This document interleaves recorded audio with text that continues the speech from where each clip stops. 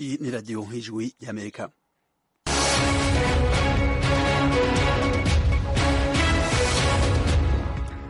iradiyo y'ijwi ry'Amerika isamanira i Washington DC mu Kirundi mu Kinyarwanda. Muri neza nshuti mwese duteramanye muri kumwe na Frederic Nkundikije. Imyaka 60 yarumanye kuri uyu munsi wa gatanu itariki ya mbere y'ukwezi kw'indwi Uburundi n'u Rwanda bironse intahe yo kwikukira. Ni umunsi uhambaye cyane kuri ibyo bihugu byombi. Imiceri nk'ibiharage kera ikiru ugasanga ukiguze amafaranga 800 ariko no munsi usanga tugura 1500. Ico twasaba leta itugabanirize ibiciro kugira ngo bishobore gukomeza kwa kwikukira kwacu. Uyo no munyagihugu umurundi aba i Bujumbura.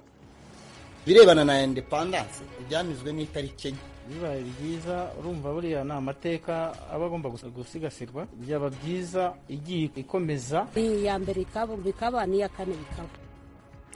Abo nabo n'abanyagihugu bo mu Rwanda baba mu karere ka Kabonyi mu ntara yo mu manuko.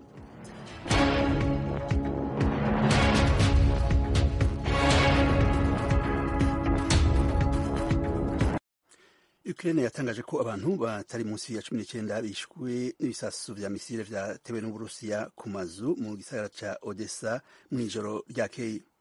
Aya makuru hamwe n'ayandi twabateguriye ni mukanya ntihagire aho muja.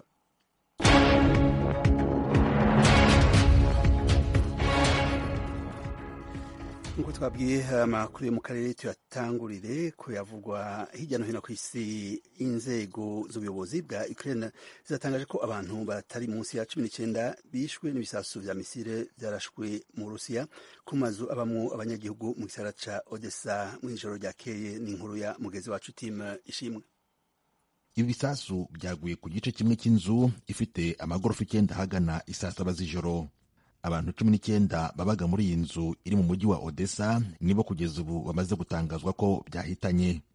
Abategetsi ba Ukraine bavuga ko ibi bisasu kandi byangije ikindi gice cy'amazu ari aho hafi nayo atuwemo. Bamwe mu bayatuyemo bitagizeho ingaruka bihutiye gusohoka bajya gufasha inzego z'ubutabazi nazo zahise zihutira kugeraho ibyo bisasu byaguye. Ubuyobozi bwatangaje ko ibindi bisasu byarashwe mbere y'ibi mu mujyi wa Serhevika byari byahitanye 16 harimo n'umwana umwe. Uburusiya ariko bwo buhakana aya makuru buvuga ko butigeze burasa izi misile. Umuvugizi wa leta y'Uburusiya Dmitry Peskov yabwiye abanyamakuru uyu munsi wa gatanu ati nagira ngo mbibutse amagambo ya Perezida Vladimir Putin wavuze ko nta bitero Uburusiya bugaba hagambiriwe kurasa ku basivili cyangwa se aho batuye. Urakoze Tim. Uwahoze ari umushikiranganji wa leta zunze ubumwe za Amerika ajejwe kwivuna abansi Jim Mattis kuri uyu wa gatanu yanebaguye perezida w'Uburusiya Vladimir Putin, yongera avuga ko ugutera Ukraine kwiwe vyagaragaje ubushobozi buke. N'inkuru dushikirizwa na mugenzi wacu Eugenie Mukankusi. Mu ijambo yavugiye i Seoul mu murwa mukuru wa Korea y'Epfo, Bwana Mattis yagereranyije Putin n'abakinnyi bafite uburwayi bwo mu mutwe burangwa no gutoteza abandi, kwishyira imbere n'ishyari bavugwa mu nkuru ndende z'umwanditsi wo mu Rusiya Fyodor Dostoevsky. Bwana Mattis yagize ati Putin ameze neza nka kimwe mu bihangano bya Dostoevsky. Nijoro ajya kuryama arakaye, afite ubwoba, akanatekereza ko Uburusiya bugoswe n'inzozi mbi. Aha i Seoul, Bwana Mattis yagezaga ijambo ku bitabiriye inama mpuzamahanga yateguwe n'ikigo cy'ubushakashatsi cy'i Seoul kibanda ku bibazo mpuzamahanga ku bufatanye n'ikigo cy'abanyamerika gikora ubushakashatsi ku bijyanye n'umutekano na politiki mpuzamahanga. Ntiyakunze kujya avugira mu ruhame kuva yakwegura ku buyobozi bwa minisitiri w'ingabo mu mwaka wa 2018 biturutse ku kutumvikana n'uwari perezida Donald Trump kuri politiki mpuzamahanga. Mu ijambo rye, Bwana Mattis yibanze kuri Putin yagaragaje nk'umuntu utuzuye mu mutwe kandi utabasha gufata imyanzuro iboneye bitewe no kubura abantu bamugira inama nziza. Abajijwe ku isomo ry'ingenzi ryavanwa mu ntambara y'Uburusiya kuri Ukraine, Mattis yasubije ati ntimugashinga ubuyobozi bw'ibikorwa bya gisirikari abajenerali badashoboye. Generali Mattis kandi yanenze Ubushinwa gukomeza kongera umubano n'Uburusiya no kudashaka kwamagana intambara yo muri Ukraine. Urakoze Eugenie. Muri iki gihe abanyagihugu bahungiye mu gihugu bariko bashaka kuja mu bihugu vya Espagne bavuye muri Maroc bagize imyiyerekano kwiyamiriza igihugu ca Maroc, bakaba bagiriye imbere y'ibiro vya HCR. Ni inkuru tugiye kubashikiriza mu kanya. ubwo bari iraba mu murwa mukuru wa Maroc ejo kuwa kane, ababimukira bagaragaye bafite ibyapa byanditseho amagambo y'icyarabu n'icyongereza bagira bati ubwicanyi nibuhagarare, dukeneye ubutabera. Iyi myigaragambyo bayikoreye imbere y'inzu ikorerwamo n'ishami ry'umuryango w'abibumbye ryita ku mpunzi HCR. Muri videwo yasohowe n'ibiro ntaramakuru by'abongereza Reuters uyu munsi wa gatanu, yerekanye bamwe mu bimukira bafite ibikomere mu mugongo n'abandi bafite ibipfuko ku maguru. Mu ntangiriro z'iki cyumweru turimo kurangiza, inzego z'ubutabera zo muri Maroc zatangaje ko 23 muri bo bapfuye ubwo bageragezaga kwambuka berekeza muri Espagne. Kuri ubu bakurikiranyweho kugerageza kwambuka mu buryo budakurikije amategeko. Icyo gihe abagera ku 2,000 bashaka kwambuka, 100 gusa nibo babashije kugerayo. Inzego z'ubutabera zumvikanisha ko icyateye impfu z'abimukira ari uko bashatse guhangana n'inzego z'umutekano. Ku ruhande rw'abimukira, bamwe mu bakomoka muri Sudan bahangayikishijwe n'uko igihugu cyabo kitigeze kibafasha bakiriyo. Bakumvikanisha ko ambasade yabo iri muri Maroc yakwiye kuba ibafasha nk'abenegihugu bayo kuko ariko kazi kayo. Icyo benshi muri abimukira bifuza ni ukujyanwa mu gihugu bashobora kubonamo umutekano. Urakoze Tim. Abanyasudani babandanije kugira imyerekano yo kwiyamiriza abayobozi bakoze kudeta umunsi umwe inyuma yaho 9 mu bari bagize imyerekano biciwe. Inkuru dushikirizwa n'umumenyeshamakuru w'ijwi ry'Amerika Temistokle Mutijima. Ni nyuma y'aho imyigaragambyo y'ejo kuwa kane yahuje ababarirwa mu bihumbi 100 yadutsemo imvururu zaguyemo umubare munini w'abaturage utari bwabeho muri uyu mwaka n'abagera ku 9. Impirimbanyi zibarirwa mu magana zateraniye hafi y'ingoro y'umukuru w'igihugu mu murwa mukuru Khartoum bamagana ukwigarurira ubutegetsi kw'igisirikare kiyobowe na Abdel Fattah al-Burhan. Bamwe mu bigaragambya baririmbaga ko abaturage bashaka gukuraho Burhan, mu gihe abandi bari bitwaje amafoto y'abiciwe muri iyo myigaragambyo imaze amezi basakuza ngo turahamagarira kwihorera. Umubare w'abamaze kugwa muri iyo myigaragambyo ugeze ku bantu 113 kuva ihirikwa ry'ubutegetsi ryaba mu kwezi kwa 10 k'umwaka ushize. Ni nyuma y'aho kuri uyu wa gatanu hari uwapfuye azize ibikomere yagiriye mu myigaragambyo yo ku itariki ya 24 y'ukwezi gushize kwa gatandatu, nk'uko bitangazwa n'abaganga bo ku ruhande rw'abashyigikiye demokarasi. Abaharanira uburenganzira basaba ko hasubizwaho ubutegetsi bw'inzibacyuho bwa gisivili bwari bwashyizweho nyuma y'ihirikwa rya Omar al-Bashir ariko bukaza gukurwaho. Izi mvururu ziheruka zirimo kuba hirengagijwe ubusabe bw'umuryango mpuzamahanga uhamagarira ko haba ituze. Binyuze ku rubuga rwa Twitter, ibiro bya Minisiteri y'Ububanyi n'Amahanga y'Amerika bishinzwe ibibazo bya Afurika byamaganye ikoreshwa ry'ingufu z'umurengera ku basivile bikozwe n'inzego z'umutekano, binihanganisha imiryango yabuze ababo.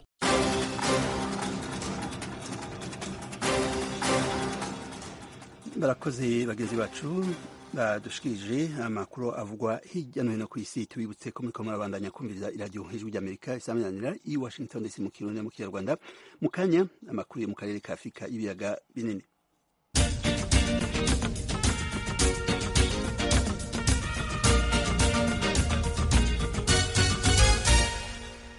Aya makuru tuyahere mu Burundi. Kuri uyu munsi wa gatanu Burundi bwahimbaje imyaka 60 iheze buronse intahe yo kwikukira. Intahe yo kwikukira uyu munsi rero ibirori vyabereye i Bujumbura. Perezida Evariste Ndayishimiye yarabirongoye, akaba yari i Bujumbura ku murwa mukuru. Ni inkuru rero twayijwi ry'Amerika ifatanije n'abanywanyi bayo mu Burundi, twaba twishikirizwa na mugenzi wacu Desire Hatungimana.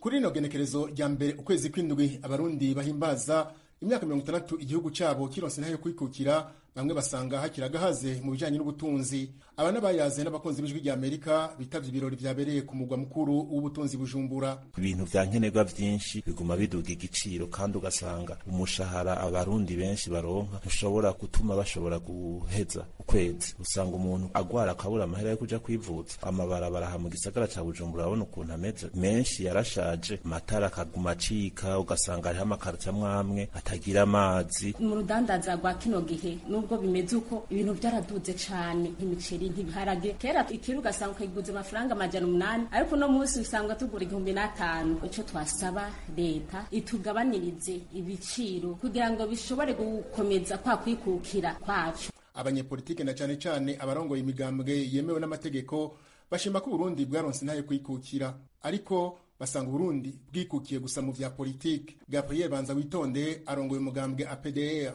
kuri mikro z'abakunzi b'ijwi rya Amerika yifuza ko Burundi bwo kwikukira no mu vy'ubutunzi. Twe umugambi wa PDR tusaba yuko ukwikukira mu vya politike koja no kwikukira mu vy'iterambere. No munsi urwaruka rurahanzwe n'ibibazo by'ubushomeri ku bwinshi, cyo dusaba neza rero ko imyaka 60 kuba kajyo kubatwara igihugu ko mu mafaranga igihugu izokoresha aho bakunagura amashirahamwe ya leta ariko arahomba kugira ngo akazi kaboneke, kugira ngo ntaye kwikukira tsimbatare twoshira inguvu mu vy'ubutunzi. Ku ruhande rw'umugambwe w'adasigana Iprona warongoye Uburundi kuva buronse intayo kwikukira, indongozi zabo za kino gihe zishema ko Burundi bwirongorewe na bene bwo.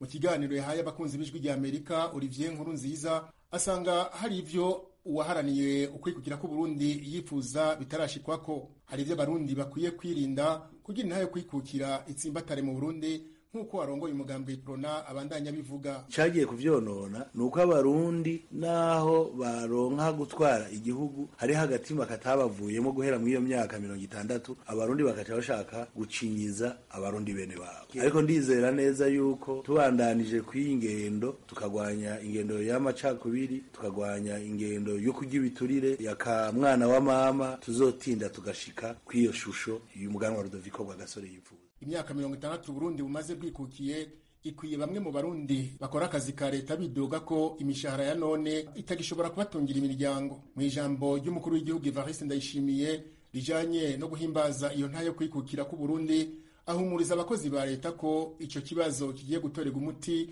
kuva muri kuno kwezi kw'indwi. Muri uko kwezi kw'indwi gutanguye, politike nshasha itunganya itangwa ry'imishahara igiye gutangura kuja mu ngiro ku bakozi ba leta bose. Biragaragara ko twese tugiye ku kivi, atawurya umutsi wundi nta myaka 10 izohera tutarashika kwihangiro twiyemeje, abakozi bose banezerewe. Ibirori nyamukuru vyabereye ku mugwa mukuru w'ubutunzi Bujumbura, birongowe n'umukuru w'igihugu Evariste Ndayishimiye. Vyatewe iteka kandi n'umukuru w'igihugu ca Centrafrique n'uburongoye izinga rya Zanzibar hamwe n'abaserukiye ibihugu vyabo mu Burundi. Umushikiranganje wa Amerika ashinzwe imigenderanire n'amakungu Anthony Blinken ku izina rya Leta Zunze za Amerika yakeje Uburundi ku myaka 60 umaze bwikukiye. Yamenyesheje ko Leta Zunze za Amerika zirindiranye igishika cinshi gukorana n'Uburundi mu myaka iza kugira bateze imbere agateka kazina muntu, amahoro n'umutekano mu karere n'iterambere ry'ubutunzi. Turagushimiye Desire. Tukivuga ku bijanye n'ubwigenge kuva itariki ya mbere y'ukwezi kw'indwi mu 1962 gushika itariki ya mbere y'ukwezi kw'indwi 2022, imyaka 60 yarangiye u Rwanda ruronse ubwigenge. Nta birori vyo guhimbaza uyo munsi vyabaye. Bamwe mu banyagihugu ariko bavuganye n'ijwi ry'Amerika basaba ko uyu munsi wohora uhimbazwa kuko ari amateka y'igihugu. Inkuru y'umumenyesha makuru w'ijwi ry'Amerika Assunta Kaboyi ari Kigali mu Rwanda. Ibirebana na independence byamizwe n'itariki enye. Bibaye byiza, urumva buriya na amateka aba agomba gusigasirwa, byaba byiza igiye ikomeza. Iya mbere ikaba n'iya kane bikaba. Aba ni bamwe mu baturage bo mu murenge wa Gacurabwenge mu karere ka Kamonyi intara y'Amajyepfo bavuga ko babona umunsi w'ubwigenge. Kuri itariki mu Rwanda no umunsi w'ikiruhuko, ariko nta birori byabaye. Kuba nta birori biba, hari bamwe babihuza nuko leta itakita kuri uyu munsi. Bamwe mu baturage bavuganye n'ijwi rya Amerika bagarutse ku byo bibuka mu bihe byatambutse byarangaga uyu munsi nabo mu karere ka Kamonyi. Imyaka 72 ubwigenge bwaje ku bwa Perezida Kayibanda, barishimaga bakabyina bakanezerwa, akavugwa n'ijambo nyamukuru rigomba kuvugwa. Kubera ko inkatu twawutangiye twari tuzi icyo wari utumariye n'ubu wakomeza. Twifuza ko byagaruka tukongera tukasubira nk'uko twari tumeze mbese, tukishima tukabyina tukaririmba mbese by'umunsi mukuru.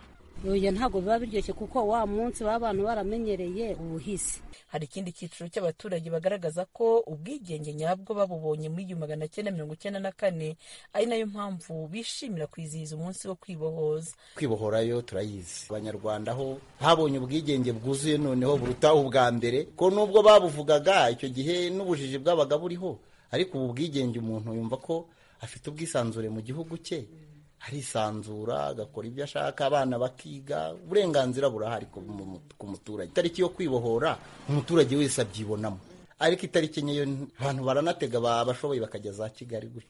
uriya munsi wo kwibohora niwo duha agaciro kurusha, kuko twabonye ahubwo ubwigenge bwa nyabwo. Umunsi w'ubwigenge wizihirizwa rimwe n'uw'itariki ya 4 z'ukwezi kwa karindwi wagizwe umunsi wo kwibohora.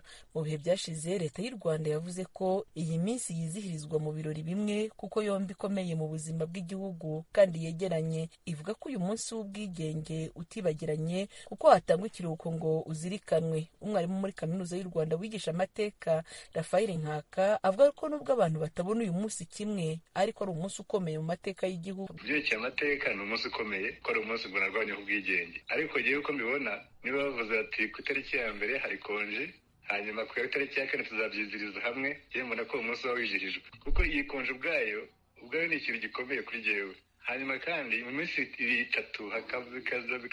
bikazizirizwa hamwe n'iya kane kuko uyu munsi w'itariki ya ntabwo bawuvanamo nabo burimo. Bwana Nkaka ariko yemeza ko hari ababona uyu munsi nk'utabibutsa ibihe byiza u Rwanda rwanyuzemo bitewe n'amateka yakurikiye ubwigenge. Kuba ubwigenge buba bwabaye harimo umwuka w'ivanguramoko byari kuba byiza kurushaho iyo hataba iyo vanguramoko. Iryo vanguramoko ryabaye rero ntabwo nanjye bivuga na raporo za Loni zarabivugaga bavuga ko parti rasiste. Ntabwo abantu babyumva kimwe, abo bantu bagirwaga iyo rasisme, iryo vangura ntabwo babyumva neza. Mu gihe twateguraga iyi nkuru abayobozi banyuranye twashatse kubavugisha kuri iki kibazo, bamwe batubwira ko bahuze, abandi badusaba kuba twihanganye ko bashobora kuza kudusubiza mu byo twifuzaga kubaza. Isaha yo gutanga iyi nkuru yageze, ntawe uratubwira ko yiteguye kugira icyo avuga ku munsi w'ubwigenge bw'u Rwanda bumaze imyaka 60. Iyo hagira uwemera kuvuga twamubaza niba koko ibyo bamwe mu baturage bavuga ko uyu munsi wirengagijwe ari ukuri mu Rwanda. Aha twabibutsa ko kutizihiza umunsi w'ubwigenge byatangiye ku gihe cya Repubulika ya kabiri y'uwahoze ari perezida w'u Rwanda Juvenal Habyarimana kuva mu mwaka w'1974.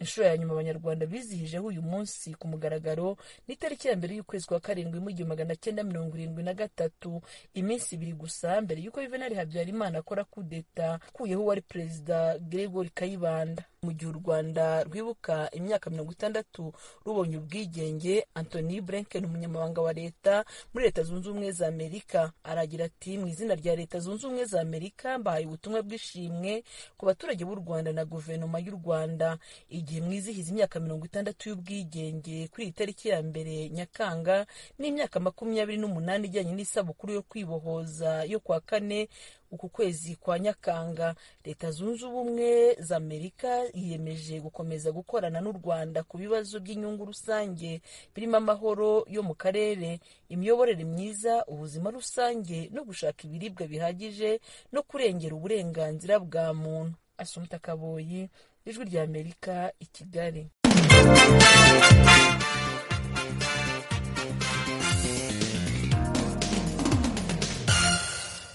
Dusubiye mu Burundi, mu ntara Gitega komine Mutaho, bamwe mu banyagihugu bavuga ko indyane z'amatongo ziba nyinshi ziva kuri bamwe mu baburanyi batanga ibiturire mu butungane. Ni inkuru Ijwi ry'Amerika ryaronse rifatanije n'abanywanyi bayo mu Burundi, tukaba tugiye kwishikirizwa na mugenzi wacu Thierry Yves Ndayishimiye ari i Kigali mu Rwanda.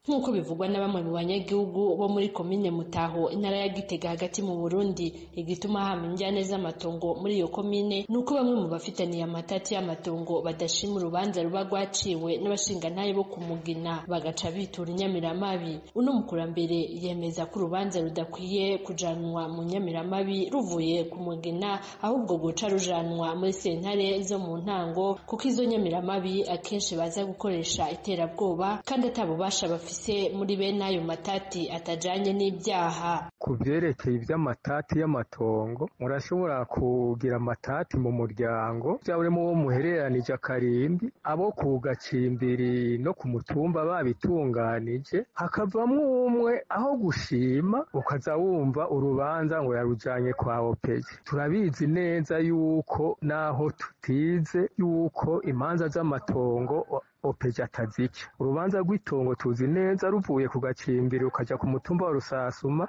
baca barurungika muri sentare, hanyuma tukaza tubona opeja arateye ubwoba abantu ngo wengu ibi nibi ngo no gupfunga. Muzobitubarize abakuru ivyo bintu bazobihagarike. Ikindi gituma hanini imanza zidindira ni bamwe mu baburanyi bitwaza ko bafise uburyo bwo gutanga igiturire canke kuguma yunguruza urubanza ku nzego zo hejuru, bigatuma umukene mu bafitanye amatati adashobora kwiyunguruza no kunguruza ibyabo nabyiwe kuja kuburanira i Bujumbura. Uno mukenyezi atashimye ko amajwi yiwe amenyekana avuga ko urubanza rwiwe rwatanguye mu mwaka w'1993 rutangujwe na nyina amuvyara. Kuva nyina yitavye Imana mu mwaka w'1997 avuga ko yaciye abandanya urwo rubanza ariko gushika n'ubu ntiruracika. Avuga ko uwo baburana yamatanga amahera kugira ngo urubanza ntirushigwe mu ngiro.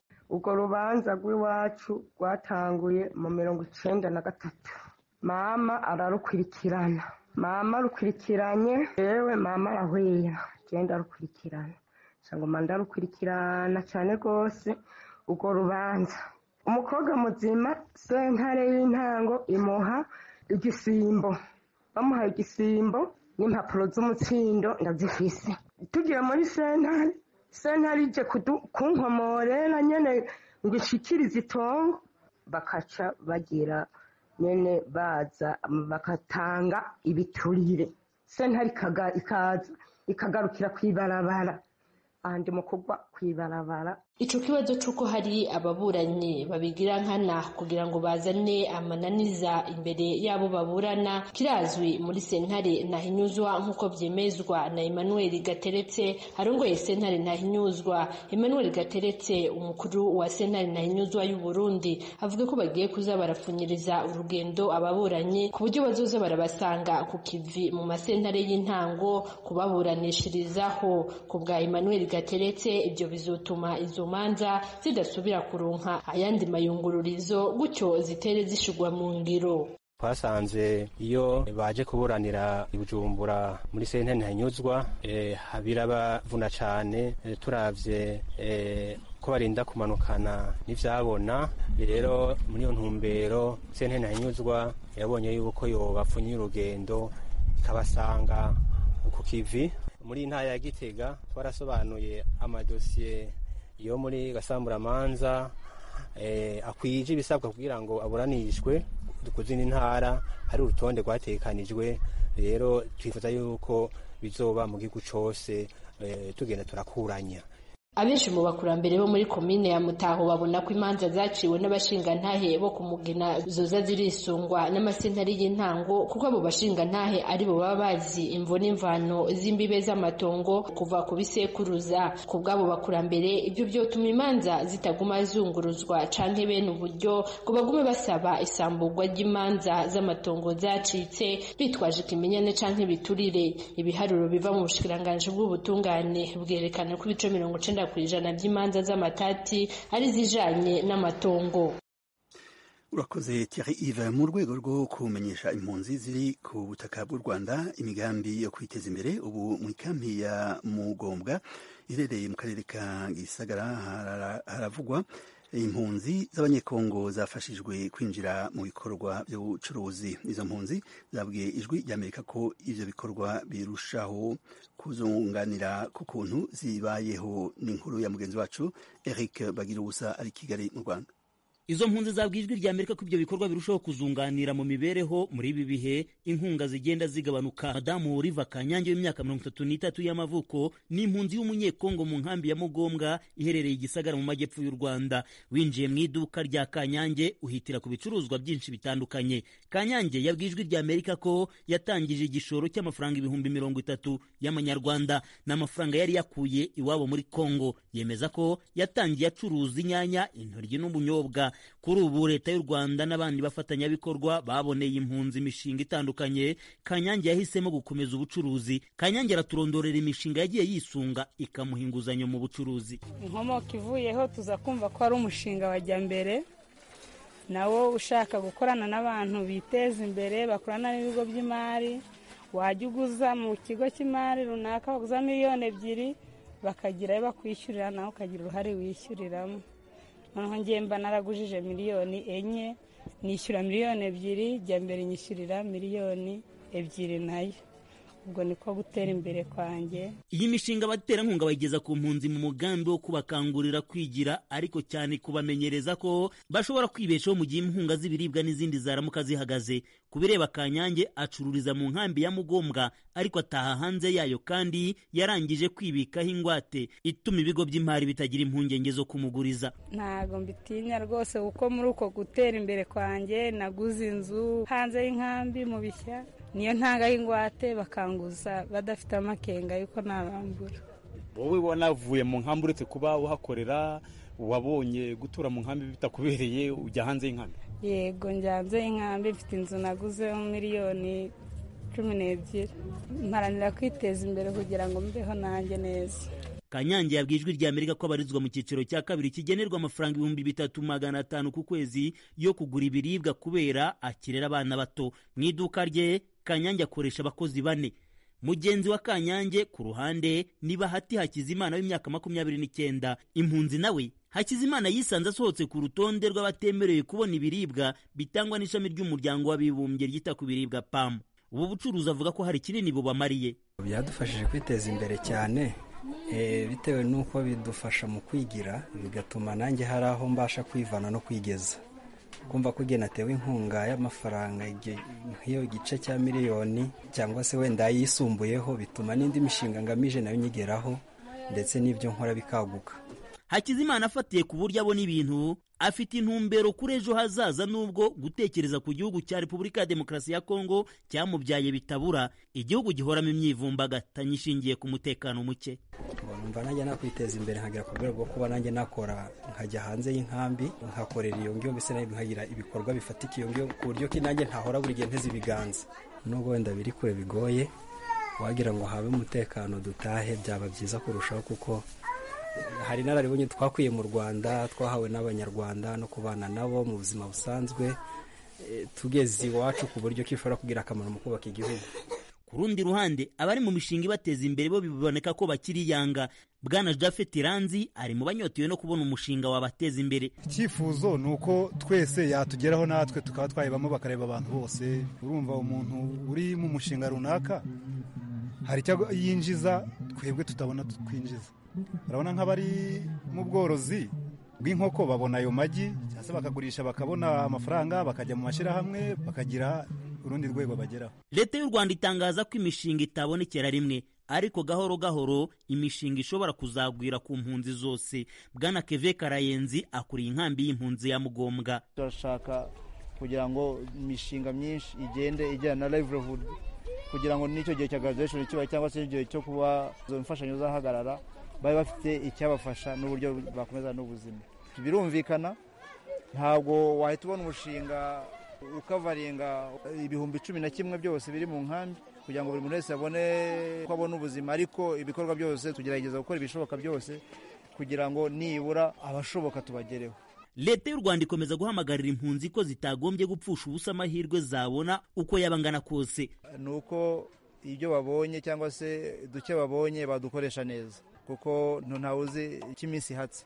Nuko bagikoresha neza, ikindi amahirwe yose babonye bakageza kuyabyaza umusaruro, ikindi bakagerageza kwizigamira. Imibare itangwa na Leta y'u Rwanda ifatanije n'ishami ry'umuryango w'abibumbye ryita ku mpunzi HCR iragaragaza ko inkambi y'impunzi ya Mugombwa icumbikiye abanyekongo basagaho gati 11,000. Ihamaze imyaka 8. Kugeza ubu abari mu bikorwa by'ubucuruzi barabarirwa muri 20, ni mu gihe abari mu bikorwa by'ubuhinzi n'ubworozi bo banabihuriramo n'Abanyarwanda basagaho gati imiryango 300. Bari mu byiciro bitatu, abo mu cyiciro cya mbere bagenderwa amafaranga 7,600 ku muntu, abo mu cya kabiri 3,500, naho abo mu cya gatatu nta mafaranga yo kubatunga bagenerwa buri kwezi. Ijwi ry'Amerika ku Gisagara mu majyepfo y'u Rwanda.